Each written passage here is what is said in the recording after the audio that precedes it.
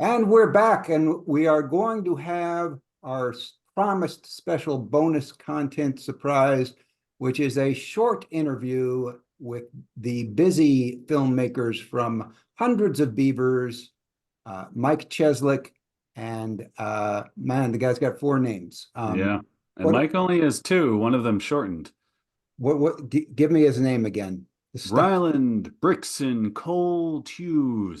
starring I co-writer imagine there should be some numbers after that, but Ryland Brickson, Cole Hughes the third, two. Esquire. But they are going to come on, and they are very humorous individuals, so that will make a excellent. So let's just right now introduce the movie, since most people probably haven't seen it, and our interview, of course, doesn't describe it, but it's a black and white comedy, semi-silent, and slapstick. And Robert, take it away with the plot, if you would. Oh, okay. Hundreds of beavers.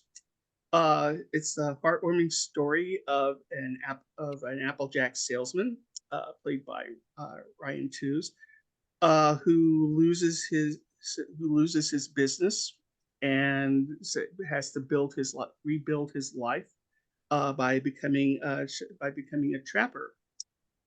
And his adventures as he starts to learn that skill.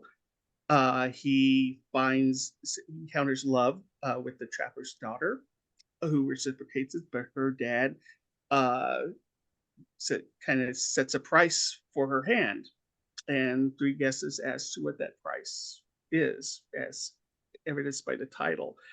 And that meager description doesn't even begin to describe the what this film is. Like, it's a black and white slapstick silent movie cartoon. Oh my god. With also sort of like B movie if you're into furries or mascots.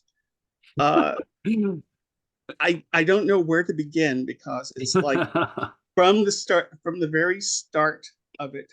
So from the very start to the end, I was like laughing nonstop. The inventiveness of it, the gags is I guess people will say, like, of a certain age, Airplane, where that was just sort of like nonstop gags. It's kind of like that, except that there are no dead spots in this movie. I was literally just kind of dying laughing, begging for it, to just kind of stop, but not wanting it to stop. It's amazing. I said at the time, and it's been about a year since I saw it. It was like the best thing that I saw all of 2023, and I still, despite like things like Oppenheimer and Barbie, and I still say it's one of the best movies that I've seen. I'll go as far as saying the last 5 years. It's amazing. So Yeah, go I'll see it. chime. Yeah, see, I'll chime in a little bit. I loved your opening plot description. Makes it really sound like something, a real serious coming of age event for our Jean Kayak, the name of the protagonist there. I've had the good fortune of now seeing it three times, twice at Fantasia and once at a local cinema, and it was very good every single time. Because as Rob said there, it's nonstop, and so I had the benefit of seeing things that I couldn't possibly have hoped to pay attention to the first or even second time, to catch the rich tapestry of madcap that is woven by Cheslik and Tews as director and star, and together the creators of this item. So also highly recommended by me. Definitely one of the best movies at Fantasia when I was there, and I caught 52 screenings, so I would know. And the duo that we're about to chat with, real fun, swell fellas, and eminently approachable and very much like this movie. I'd rate it a hard PG. This is the kind of thing that I'm not related to anyone I would be ashamed to bring this to revel in its fun. All right. Yeah, Go it's safe for kid. I would say hard PG, although if you've got young kids, it's safe. It's pretty much safe to bring them along. Some of it they won't get, but there's nothing like too They can questionable. grow into it. All right. And so with that, through the magic of editing, we are going to bring on Mr. Ryan Cole, Tews, Brickson the third, and Mike Cheslik. See you in just a second. Thanks. And there we go. Hi. And as promised, we have our special surprise guests, Mike Cheslik and Ryland Brickson Cole Tews of Hundreds of Beavers, and Giles and Robert are going to ask the questions. I'm just going to sit here and observe amusedly. So go ahead, Robert. I think you have a question to start for the Okay, good to see you again, Mike. So I saw you last year at the Kansas City Festival. Yes. Okay. Yeah, good to see you. I'm glad we're getting to talk. Thanks for helping us get the word out. Oh, no problem. It's so I've been following you guys for like the last year, and so I'm glad to kind of see it on a wider basis. First question that I have to ask you is that since you had so much success on the festival circuit, is that what led to you guys deciding to distribute the movie yourselves, or? Yeah, the self-distribution is just, well, first of all, it's just fun to build a company with your friends. And so we just wound up taking on more of the distribution elements ourselves than we originally planned. But it's been good. It's been fun. And we have the people that raised the money in Milwaukee, or SRH, this marketing company, are already a marketing company. So they were able to do a lot of the things in-house that you'd usually want from a distributor. And so Kurt, our producer, has been doing a great job putting together marketing materials within his existing company. And we figured that really just the Kyle Hilton poster would take us the rest of the way. So we've been booking our own theaters with our booker, Jessica Rosner, and doing a little road show. And it's taking a while. That's tiring, but it's really a pleasure to kind of own something yourself and do it yourself. So now we're in, I don't know, I think 4 million theaters that we've booked all independently. Yeah, I know that you guys opened up in Kansas City today, and I guess some other dates in the Midwest. Do you got when you guys started in January, you saw that you were doing the road shows where you make appearances? Do you still have plans to do some of that? We're going to do a few in LA. We're going to do the 15th, March 15th through the 19th. We're going to do some shows. It's just a little comedy and wrestling. You're not missing much if we're not there. You can do your own comedy and wrestling in the theater. I give you all permission, but now it's more normal screenings. But I would still say you want to see this with a group in a theater. Mm-hmm. It's a lot more fun. You know, just classic slapstick. It's better when everybody's kind of laughing together with a beer. Okay. Was that the question? Did I answer the question? No. Yeah, we did a road show in the Great Lakes area that was 14 theaters. We did all of America from Duluth to Rochester, New York. Okay. I think you answered that with the marketing campaign, which is brilliant with all the references. You mentioned this Milwaukee company SRH. Are they the ones that handled the campaign, or is that something that you guys basically came up with? Or it's all their work. All the marketing stuff is not us. It's Kurt Ravenwood at SRH, and he's done an amazing job. And all the material is his team at SRH, and the copy and the social posts and the whole rollout. And they looked carefully at how they wanted to choose distributors. And are we saying that we're on Fandor yet? Do people know? Is that public knowledge? Yeah. Well, we're going to start. That's where it first drops. Yeah. Fandor on April 1st, and then from there it'll become more widely available on some other platforms. And then this summer it'll be available on Blu-ray. But all these things, it didn't all go with one distributor. It's a weird release that's divided between a couple of companies, and then internationally script by Raven Banner out of Toronto. And so, but we kept a lot of stuff internal. Like we're doing our own merch and we're doing our own theatrical rollout, which has been very rewarding. And by rewarding, I mean we got money for it. You can afford that mustache, I bet. It's nice. Well, to that much that you got money, I've been following you guys since Lake Michigan Monster and picked up the Arrow Blu-ray.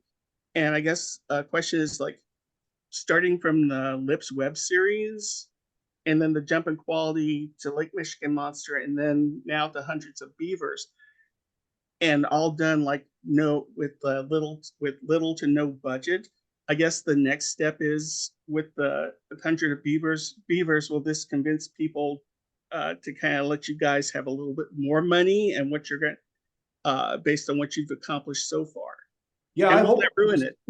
Yeah, no, I hope we can just keep taking steps forward and just have, millions and have the quality go up. But also, if you do things for cheap, you can sometimes prove to people that you don't need much money. And then they think, well, I'll just do that again. So the Beavers was a one-time deal, Hollywood. We're never making a cheap movie again. All our rates just went up to $1 million per crew member. The grip needs $1 million.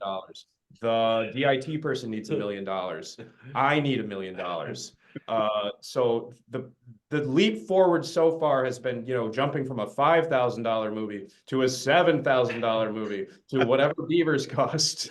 But the next jump, we all are no longer in our 20s, and the next jump has to be serious, and we're going to be real professional filmmakers starting now. Excellent. Yeah, I'm hoping for more of a Merchant in Ivory kind of feel for your all your future productions, because I think you could do a lot for mid-level melodrama on the screen, considering your past with slapstick comedy. I think it's the same fundamentals apply to both melodrama and to slapstick, which is that, it seems like something normal is going to happen, and then a guy gets hit and falls down and does a giant pratfall, which is true of both genres. Yeah, Yeah, a lot of that in Knight of Cups. You think Knight of Cups is melodrama? Is that what you're saying right now? What was the question, Giles? Oh, I didn't have one. I can pose one if you'd like. So this is like an officially like theater thing, because you had the traveling show. Now it's a bunch of screens, as you said, 4 million. You've got a little bit of. It's always been official. The movie has always been official. At no point it's been a real movie from the beginning. It's a real movie now, and it'll still be a real movie. But yeah, poor phrasing. Let me restate that in a slightly different way then. It is now a more traditional release, as in a bunch of simultaneous things, as opposed to a string of dates scattered around through, as you said, the important parts of America. Totally, yes. We're now in a general theatrical release. I don't know how many theaters. I think I ballparked it at 4 million early. That I might have been coming a little bit hot with that guess. Are the other members of the PG Wodehouse fan club going to be joining us, Giles? They're getting ready for high tea, so unfortunately not. It's only me this afternoon. Oh, well, of course, with L. Rob Hubbard here, who has been an enthusiast for a long time now. About a year. It's been about a year. About a year since you guys played the festival. And I will say that all the recent reviews, I saw the recent review in Variety, and it seems that so just to kind of touch on it, this whole controversy with Coyote versus Acme thing, it seems that you're kind of filling that gap. So you're filling that gap pretty nicely. So, and for a lot less money, in Paris. Yeah, no, it's really benefiting us, and I'm proud to announce, orchestrated the deletion of that movie. Part of that inside job I've been hearing rumors about. Yeah, I got you. Yeah, that was us. It's part of the release. Every indie movie's release strategy should be to piggyback off a major film, like we did with The Lighthouse and Lake Michigan Monster. Oh yeah, yeah, and you also are saving yourself the trouble because at the budget level you're working, you're far less of a tax write-off. So that's got to be some security you appreciate. The IRS is unaware of our LLCs so far. So I have a question. Based on the trailers don't reveal much of the film, but they're mainly like the old Eraserhead and Pink Flamingos one where they focus on the audience reaction instead of giving away the film. Is Hundreds of Beavers actually a cult? Not a cult film, but a cult. Yes. Yes. The hope is that it's a cult. Well, it is also, I hope, a cult film that people will bring their own in-theater activities to. And I know you're asking about a cult, but just because the topic of cults came up, I do want to address, I hope it is a cult film where people make mischief in the theaters, wear costumes, throw things. Silent film, you could talk during it. I think. You all have my permission to talk during the film. And hopefully there's a Rocky Horror Picture Show style list of intrusions at these screenings. I could see like so I wonder if there will be a run on beavers on beaver costumes from like local costume shops where you guys will be playing. So Yeah, I think it's public IP too, so we don't even have to be involved in that. And then when the beaver costume prices go up, I mean, I'm just saying invest now. Rylan, did you want to talk? Because I prefer you didn't, but I don't talk in the movie, so I don't know why I'd talk. Yeah. It's. I have a question. If you can reveal the information, at this age where physical media is being relied on more and more. You mentioned a Blu-ray release. Now, Lake Michigan Monster got a very good treatment from Arrow Video, I believe. Yes, and I was curious, can we expect another Cadillac serving with all those amazing behind the scenes stories, compelling interviews with either of you two or any of your beaver or bunny or raccoon cast? Is you've pulled out very many stops. Is that a trend we can expect to continue?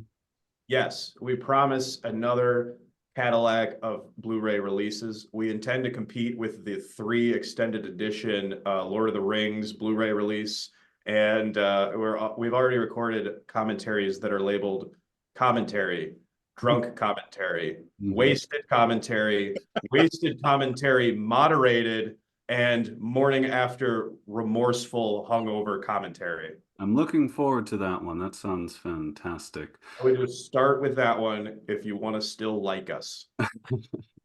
And presumably there'll be the movie will be several hours longer, yes, with including Yes. everything that's been poked at. Because I've seen it 3 times, twice at Fantasia, which was a delight, and then once there was a little special screening in a city near where I live, and I believe I saw or noticed some differences. When did this film get finalized, or am I perhaps just imagining things? But 2 things can be true. That's The film was incomplete, and you imagine things. The film is done for sure forever, but the Blu-ray release version will be a runtime that's twice as long because every gag will just play twice. As an homage to Hong Kong style Jackie Chan editing, where they just show the mall jump twice. Excellent. Hey, I would love to talk forever, but I'm afraid of burning my credibility with your publicist by going too long. So it looks to me like we have taken up our allotted time. So unless there's anything you guys want to say on the way out, I'll let you. You've got 2.5 minutes. Make them count. All right, go. Let's go. 2.5 minutes. Rapid fire. Are we talking questions or an amazing pitch? Questions. Go for it, Rob. okay, well, no, I just have a comment for Rylan about his stamina. There's a sequence when he's in this box going down this massive hill of snow that was just sort of like just like really impressive in terms of like I know probably in terms of shooting because it's actually you, and I'm just wondering, I hope that you didn't have to do that too many times. We did it once. Good. And we had the box on the top of the hill. And Mike's only direction was just do your best to get that box down the hill. However that might be, just get it down there as fast and as efficiently as you can, action. So yeah, I just tried my damnedest to get that box down the hill, and I thought halfway through, oh, it'd be funny if I like, crashed into the box, fell into the box a couple of times, because that's just funny, but yeah, I mean, it was just like one take. And because the thing is, even if the take had been bad, ain't no way we're gonna drag that box back to the top of the hill and do it again. That would have taken hours to do. I mean, that was a big ass, heavy ass box, and there was like 2 feet of snow. So thankfully, we more or less got the shot. I hope they had a hot toddy ready for you afterwards. They're in Oh, the yeah. mood for it. Oh yeah, there was hot toddies, there was Irish coffees on set constantly. Not Applejack?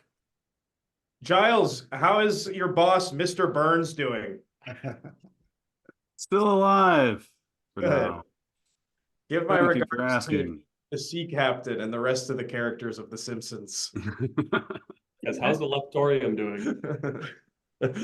I have twice been accused of being, quote, a goddamn cartoon, which is the cleaner of the 2 times that that's been mentioned. So, so it is an honor as a cartoon to speak to Ryland here, who performs very similarly. So. Was Yeah. Dudley Do-Right an influence on this movie? Oh, What? Was Dudley Do-Right an influence on this movie? No. Okay. Didn't think so. yeah. Good cover there. Excellent. Well, Okay.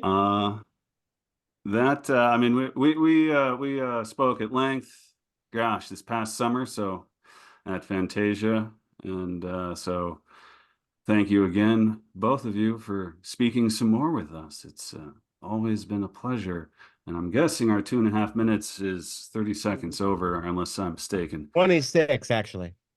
But Giles, thank you for buying us lunch in Fantasia for Lake Michigan Monster. Thank you again for buying us lunch at Fantasia for Hundreds of Beavers. We can't wait for you to buy us lunch in Fantasia in 3 years. Yeah, that's I already have it marked on my calendar, so that's going to be a treat. All right, You thank you never to bought the me lunch, 366 Giles. Mafia. Oh, yeah, you want to come along, Justin? I'm happy to buy you lunch too. All righty. Well, thank you, fellas. All right. Bye-bye, everybody. Thank you again. Love Good luck you. out there. Thanks, guys. Appreciate it.